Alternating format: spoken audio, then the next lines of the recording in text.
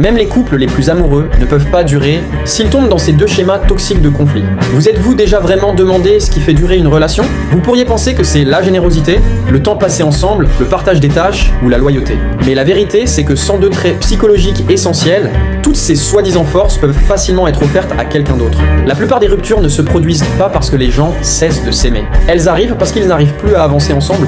La psychologie montre que les couples durables partagent deux capacités essentielles.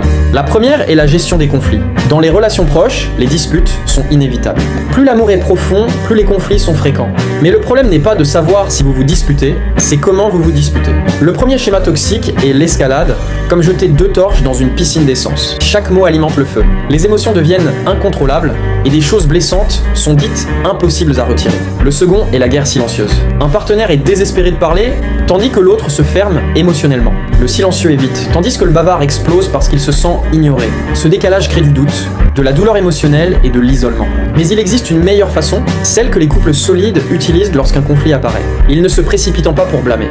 Ils font une pause et réfléchissent. Ils comprennent que la plupart des mots blessants viennent de besoins non satisfaits, pas de la malveillance. Ils se calment et se demandent qu'est-ce que mon partenaire essaye d'exprimer? De l'attention?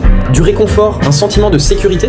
Ils s'assoient et ont une conversation calme et honnête. Cela renforce la confiance et l'intimité, transformant le conflit en connexion. Le deuxième trait crucial est la régulation émotionnelle. Les émotions sont naturelles, mais les gérer est une compétence. Deux personnes peuvent réagir totalement différemment à la même chose, selon ce qu'elles vivent intérieurement. Un partenaire peut lâcher, c'est beaucoup trop salé. L'autre peut dire, chérie, il faudra juste un peu moins de sel la prochaine fois. C'est presque parfait.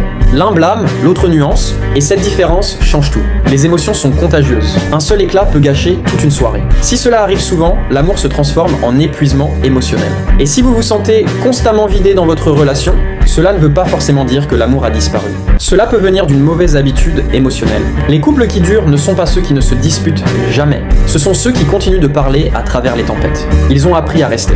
Comme le dit le proverbe, on ne se marie pas pour être malheureux à vie.